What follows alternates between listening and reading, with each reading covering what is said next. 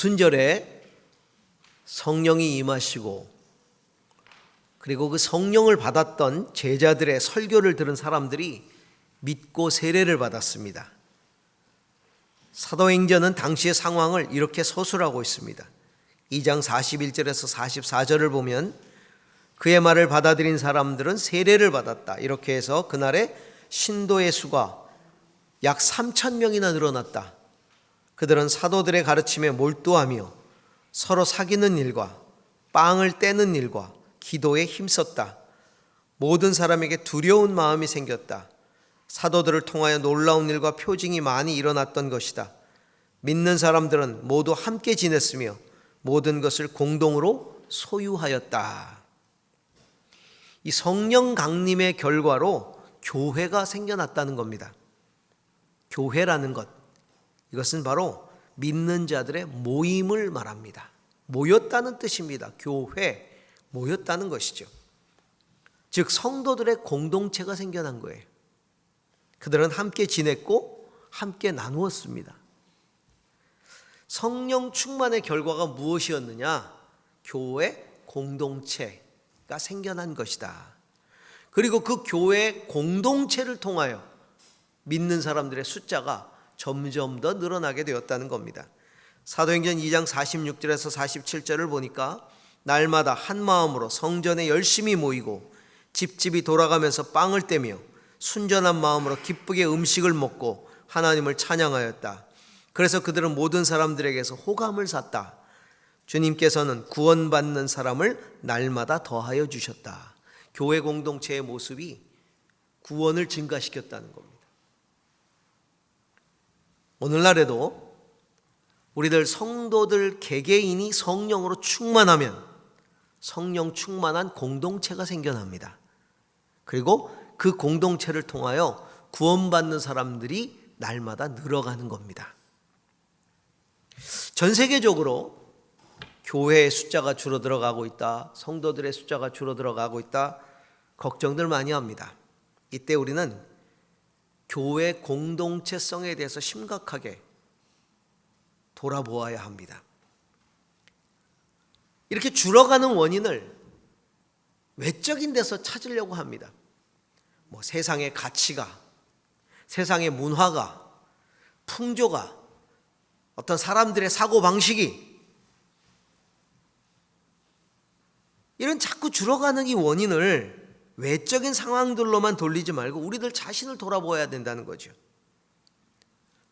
사도행전 이 초대 교회가 그 공동체성으로 말미암아 구원받는 사람들이 날마다 늘어갔는데 오늘 우리의 교회가 그 공동체성을 잃어버리고 있는 그것 때문에 구원받는 사람들이 줄어들고 있는 건 아닌지 심각하게 돌아보아야 된다는 거죠. 교회가 생겨날 당시에도 외적인 상황들은 좋지 않았어요. 사도행전에 초대교회가 생겨날 당시에 외적 상황들이 아주 안 좋았잖아요. 예수님은 돌아가셨죠? 따르던 제자들은 이단으로 몰려가지고 수배령이 내려졌어요. 다 죽이려고 합니다. 그런 가운데 교회가 생겨나고 폭발적으로 늘어났다는 겁니다. 외적인 상황들은 그리 중요하지 않습니다. 모두가 성령 충만함의 결과인 것입니다. 오늘날에도 이런 성령 충만함이 교회 공동체 안에 필요합니다. 오늘 본문의 사도 바울은 이렇게 말씀합니다. 그리스도 안에서 여러분도 함께 세워져서 하나님의 성령으로 거하실 초소가 되어간다. 그리스도 안에서 여러분도 함께 세워져서 하나님이 성령으로 거하실 초소가 됩니다. 자, 그렇다면 오늘 말씀이 우리를 교훈하시는 성령 충만한 공동체란 무엇입니까? 우선은 그리스도 안에서 여러분이 세워져 간다, 이렇게 말하고 있죠. 그리스도 안에서 세워져 가는 공동체라는 겁니다. 성령 충만한 공동체는 그리스도 안에서 세워지는 공동체입니다. 교회는 그리스도 안에서 세워진 공동체가 교회인 것입니다. 예수님이 교회에 대해서 처음 언급하시면서 시몬 베드로의 신앙 고백을 받으시고 주는 그리스도시요 살아계신 하나님의 아들입니다 라는 그 고백을 받으시고 나서 너는 베드로라, 내가 이 반석 위에다가 내 교회를 세울 것이다, 음부의 권세가 이기지 못할 것이다 라고 말씀하셨습니다.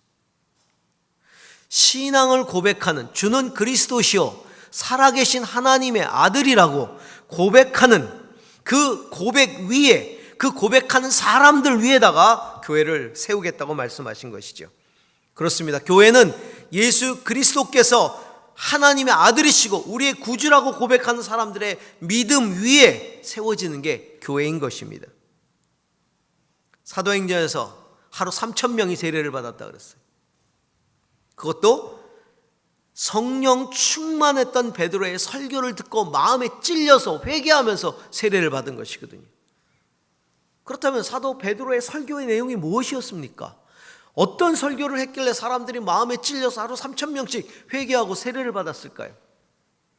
사도행전 2장 36절에 보니까 베드로의 설교가 이렇게 나옵니다. 그러므로 이스라엘 온 집안 확실히 알아두십시오. 하나님께서는 여러분이 십자가에 못 박은 이 예수를 주님과 그리스도가 되게 하셨습니다. 회개하십시오. 그리고 여러분 각 사람은 예수 그리스도의 이름으로 세례를 받고 죄 용서를 받으십시오. 그리하면 성령을 선물로 받습니다. 이 설교에 가슴이 찔리고 회개한 거예요. 우리가 죽인 예수, 그를 하나님께서 주가 되게 하시고 그리스도가 되게 하셨다. 그 예수를 믿으라, 그거예요. 예수 죽인 걸 회개하고 예수님은 나의 주시고 나의 그리스도라 고백하는 사람들이 세례를 받고 교회를 이루게 된 것입니다. 성령이 아니고서는 누구든지 예수님을 주라 고백할 수 없습니다. 성령 충만한 교회는 확실하고도 그리고 분명한 신앙 고백 위에 세워진 교회가 성령 충만한 교회예요. 성령은 믿음을 주십니다. 믿음을 고백하는 사람들이 교회로 모이게 하십니다. 아주 오래된 고전 영화지요. 코바디스라고 하는 영화 보면 초대교회 공동체가 서로를 같은 공동체로 받아들이는 표가 나옵니다. 로마의 핍박 가운데 서로가 한 교회 공동체, 성도라는 것을 알리는 그 표로 바닥에다가 물고기를 그립니다. 바닥에다 물고기를 그리면 성도입니다. 그게 초대교회의 표였어요. 이 물고기라는 단어가 익두스라고 하는 말인데, 이 물고기라는 헬라어 단어인 익두스라는 이 단어는 예수 그리스도 하나님의 아들 구세주라고 하는 각각의 단어의 첫 글자를 조합하면 물고기라는 단어가 됩니다. 익두스가 됩니다. 예수 그리스도 하나님의 아들 구세주. 나는 예수를 그리스도로 하나님의 아들 구세주로 믿는 사람입니다 라는 고백이, 그 첫 글자를 합치면 물고기라는 단어가 돼서 그 물고기를 그리는 거예요. 그러면 나는 예수 그분을 나의 구세주요 그리스도요 하나님의 아들로 믿습니다라고 하는 교회 공동체 멤버라는 것을 드러내는 것이죠. 신앙 고백을 분명하게 하는 겁니다. 초대교회 공동체는 바로 이 고백 아래 모였고 목숨 걸고 이 고백과 공동체를 지켜냈습니다. 성도 여러분, 교회는 친교를 하지만 친목회가 아닙니다. 교회는 정치에 대해 조언을 하지만 정치 집단이 아닙니다. 교회는 교양 있는 이야기를 들려주지만 교양 강좌, 세미나 단체가 아닙니다. 교회는 사회복지에 많은 일들을 하지만 사회복지 단체가 아닙니다. 교회는 고백 공동체입니다. 고백 공동체. 주님은 이 고백 공동체만이 음부의 권세를 이긴다고 말했습니다. 사탄의 권세, 지옥의 권세를 이길 수 있는 공동체는 이 세상에서 죄와 죽음을 이기시고 부활하신 예수 그리스도를 믿는 사람들의 공동체인 교회가 유일합니다. 왜 교회만이 음부의 권세를 이길 수 있을까요? 고백 때문에 그렇습니다. 예수 그리스도, 그분에 대한 고백 때문에 사탄의 권세를 이길 수 있는 거예요. 왜냐하면 그 예수님이 사탄의 권세를 이기셨기 때문에. 그러니까 사탄은 이 고백 공동체를 없애려고 역사 속에서 숱한 노력을 기울였던 거예요. 온갖 방법을 다 동원했던 거죠. 고백 공동체인 교회를 없애버리려고. 지금도 그 사탄의 공격과 괴계는 계속되고 있는 겁니다.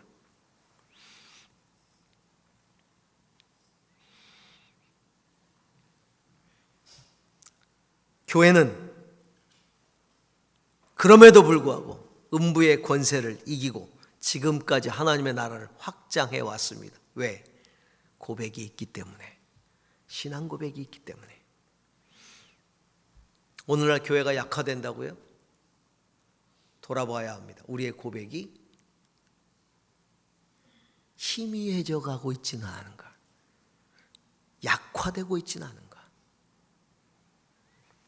교회는 목숨을 걸고 예수 그리스도를 선포해야 합니다. 신앙 고백이 없는 교회는 교회가 아닙니다. 그리스도를 설교하고 선포하지 않는 교회는 교회가 아닙니다.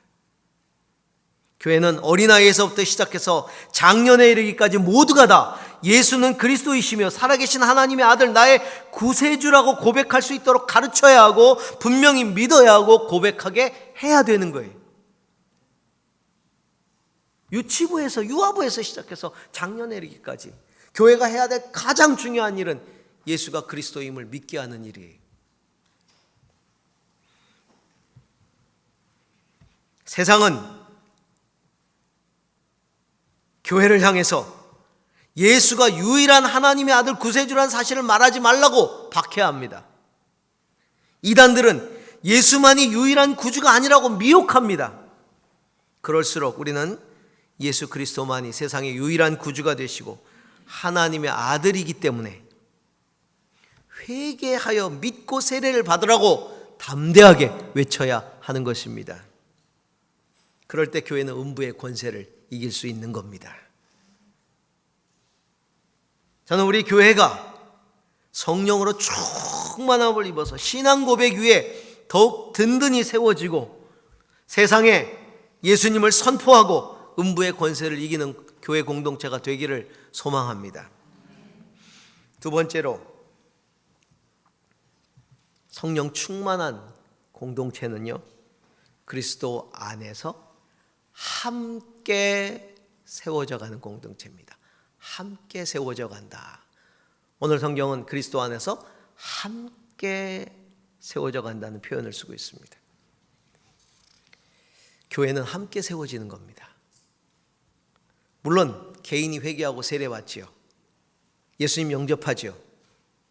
그런데 이렇게 예수님을 믿은 성도들이 공동체를 이루는 겁니다. 초대교회가 그것을 증명합니다. 초대교회가 이 사회로부터 호감을 샀다 그랬어요. 호감을 얻었다 그랬어요. 초대교회가 왜 세상으로부터, 그 당시 로마 사회로부터 호감을 얻었을까요? 유대 공동체로부터 왜 호감을 얻었을까요? 나누고 함께하고 성전에서 열심히 모여 주님을 찬양했던 공동체성 때문입니다. 하나님께서 인간을 바벨탑 사건 아시죠? 흩어버리셨잖아요. 모여가지고 하나님을 찬양하고 예배하는 것이 아니라 하나님을 대적하려고 하니까 흩어버리셨어요. 그리고 언어를 흩어버리셨어요. 그런데 오순절에 성령이 강림합니다. 오순절 성령 강림의 결과가 뭐예요? 언어를 통하게 하신 거예요. 사람들이 깜짝 놀랐어요. 방언을 하는데 그 당시 오순절에 있었던 방언은 외국어였거든요. 저 사람이 내가 태어나고 자란 전혀 다른 지역의 말을 하고 있는 거예요. 성령 받은 사람이, 거기 가보지도 않은 사람이, 그 언어를 배우지도 않은 사람이 언어가 통하는 거예요. 뿐만 아니라 공동체성을 회복한 거예요. 물론 교회는 세상으로 나아가서 흩어져서 복음을 전해야 합니다. 하지만 모일 때는 진정한 공동체성을 가지고 모여야 합니다. 제대로 흩어지기 위해 제대로 모여야 합니다. 교회는 흩어지기 위해 모이는 곳입니다. 세상 속으로 흩어지기 위해 모입니다. 그런데 모일 때 제대로 모여야 돼요. 이게 공동체성이에요. 모이는 둥 마는 둥. 이게 모임인지 아닌지 이렇게 모이면 안 돼요. 제대로 모여야 되는.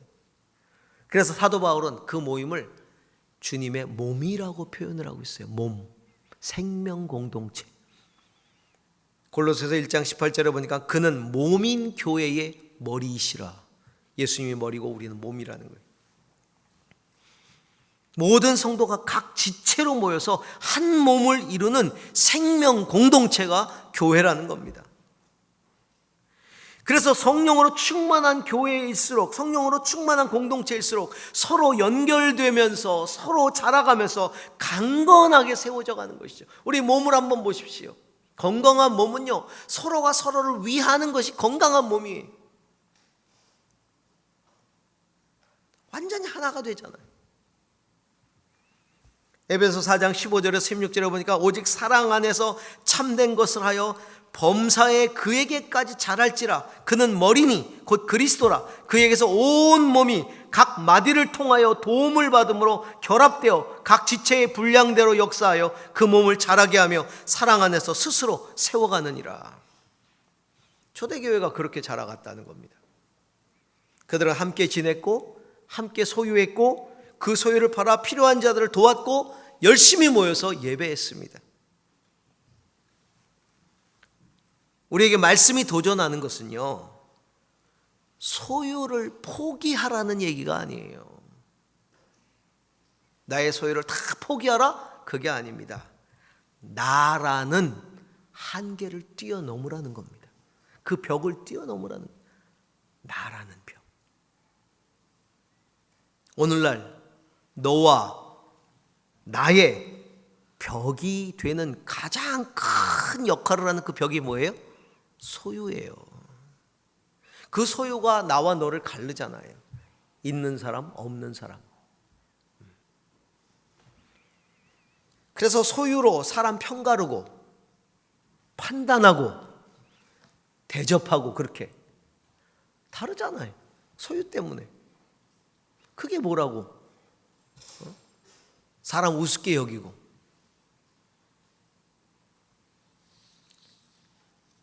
나를 어떻게 뛰어넘을까요? 나를 뛰어넘을 수 있는 건 소유를 나누는 겁니다. 소유를 나누면 나를 뛰어넘을 수 있습니다.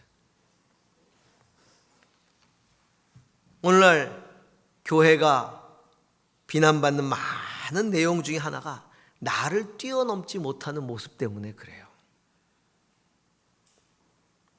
나를 뛰어넘어 우리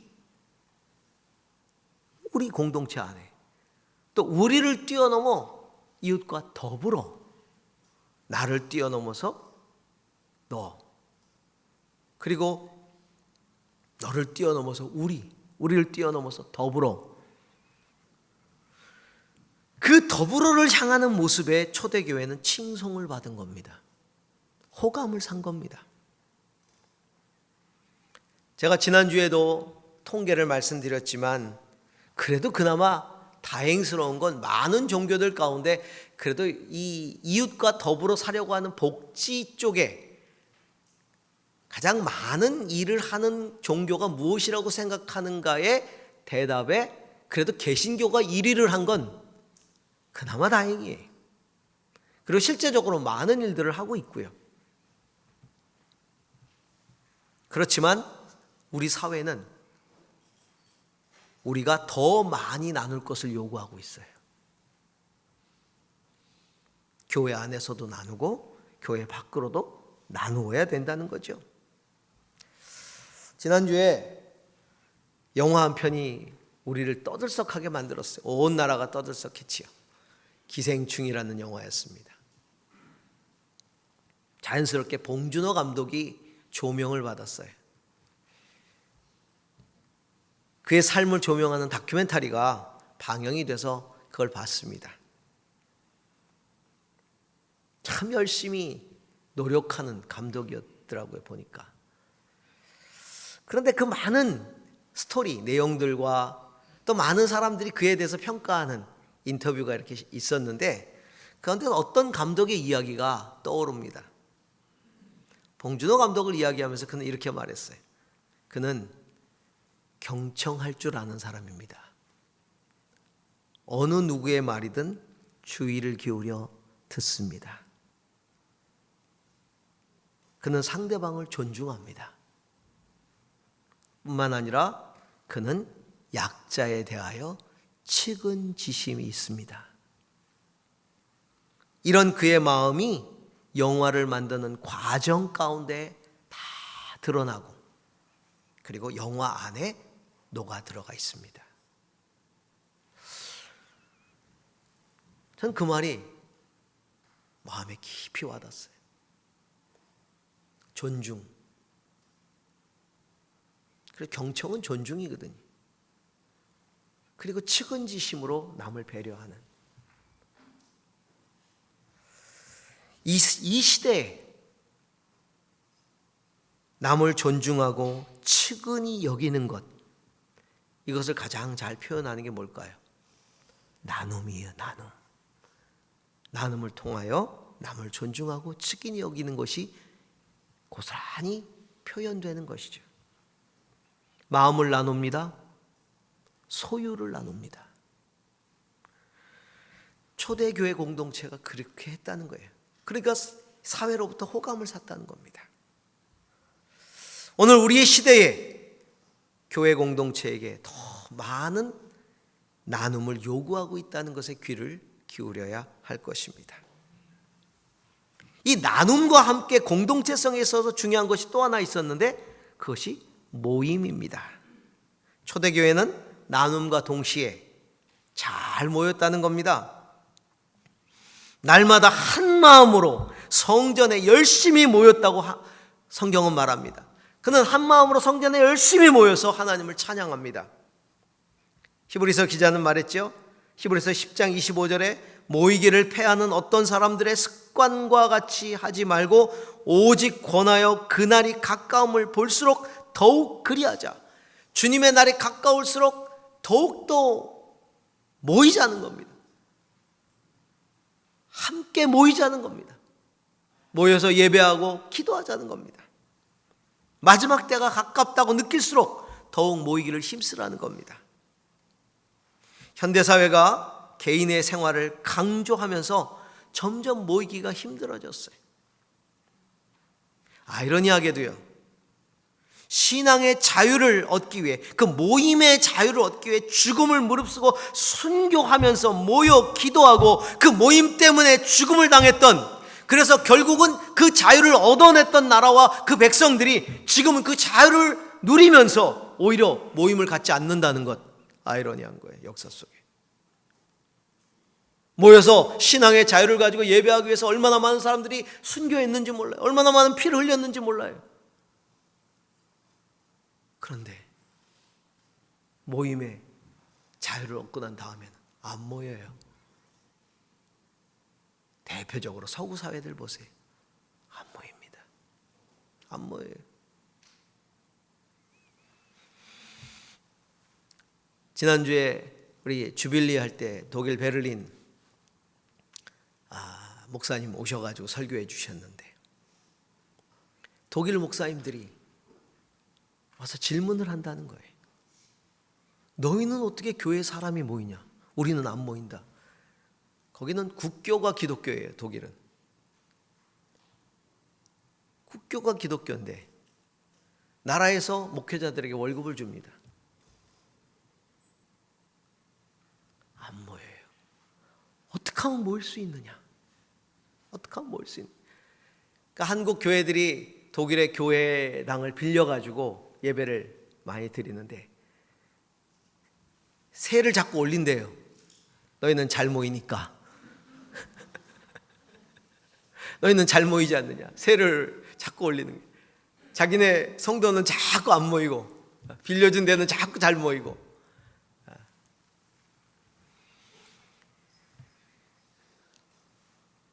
반면에 박해가 심한 나라들 한번 보십시오. 종교적인 박해, 사상적인 박해 때문에 엄청나게 박해가 심한 나라들을 보면 어떻게든지 모이려고 합니다. 목숨을 걸고 모이려고 합니다. 왜냐하면 예수 그리스도의 이름으로 모여 예배하는 게 얼마나 큰 은혜이고 축복인지 알기 때문입니다. 지금도 북한의 우리 믿음의 동포들 토굴 속에서 땅 파고 예배하고 홀로 입을 뒤집어 쓰고 자는 척하면서 예배하고 산속에 들어가서 혼자 예배하고 중얼거리고 생애 단 한 번만이라도 소리를 내어 찬양을 부를 수 있다면 여한이 없다고 말합니다. 북에서 온 편지를 보면 내 생애 단 한 번만이라도 소리를 내서 찬양을 부를 수 없다면 지금 부를 수 있다면 지금 죽어도 여한이 없다고. 사랑하는 성도 여러분, 우리가 모여서 예배할 수 있다는 것 마땅한 것이 아닙니다. 은혜입니다. 그거 알아야 됩니다. 모일 수 있을 때 열심을 내어 모여 예배하고 기도하고 찬양해야 합니다.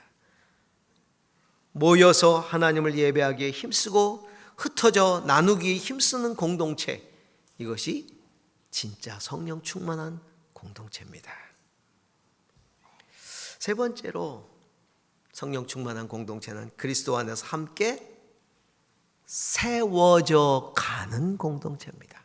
그리스도 안에서 함께 세워져 가느니라. 세워져 가느니라. 성령 충만한 공동체의 특징은 자라가고 세워져 간다는 데 있습니다. 곧 성장해 간다는 것이죠. 초대교회는 주님이 날마다 구원받는 사람을 더하여 주셨다. 성장해 갔다. 사도 바울은 교회를 성전에 비유합니다. 예수님이 모퉁이 돌이 되시고 사도들과 예언자들이 기초가 되어서 성도들이 벽돌처럼 서로 연결돼 가지고 건물 전체가 주님 안에서 자라가면서 성전이 되어가는 것, 그래서 성령님이 거하실 초소가 되어가는 것, 이게 교회다. 그렇게 세워져 간다. 교회의 자라감, 지어져감, 여기에 두 가지 의미가 있는데, 첫째는 교회는 완성된 게 아니다. 지금도 공사 중이다. 사람들은 완전한 교회를 찾고 싶어 합니다. 초대교회 완전했을까요? 아닙니다. 초대교회도 문제가 많았습니다. 많은 문제가 있었기 때문에 그 문제에 대한 답을 주기 위해서 보낸 편지가 서신들입니다. 교회 역사 이래로 완전한 교회라는 건 존재하지도 않았고 앞으로도 존재하지 않습니다. 왜냐하면 주님 오실 때까지 지어져 가야 될 것이고 교회를 이루는 우리가 완전하지 않기 때문입니다. 우리가 교회를 선택할 때 비전, 가치, 그것에 공감하고 영성이 일치하는 교회를 찾을 수는 있습니다. 그러나 완전한 교회를 찾을 수는 없습니다. 나는 완전한 교회를 찾고 싶어. 개척하십시오. 자기가 개척해 보세요. 그럼 내가 개척한 교회는 완전할 수 있을까? 한번 시험해 보세요. 교회는 절대로 완전하지 않습니다. 다만 중요한 건 계속 지어져 가야 한다는 겁니다. 어떻게 지어져 가야 할까요? 그래서 교회는 두 번째로 성전을 지향해야 한다는 것이죠. 교회가 지어져 가는 완공의 목표, 우리가 교회로서 자라가고 성장해가는 그 목표가 뭔가, 무엇을 향해 자라가야 되는가, 무엇이 되어가야 하는가? 성전은 예수 그리스도의 몸이에요. 교회는 예수님의 몸이잖아요. 그래서 교회가 자라가야 할 목표는 바로 예수 그리스도를 닮는 거예요. 에베소 4장 13절에 우리가 다 하나님의 아들을 믿는 것과 아는 일에 하나가 되어 온전한 사람을 이루어서 그리스도의 장성한 분량이 충만한 데까지, 예수 그리스도에게까지 자라가야 된다.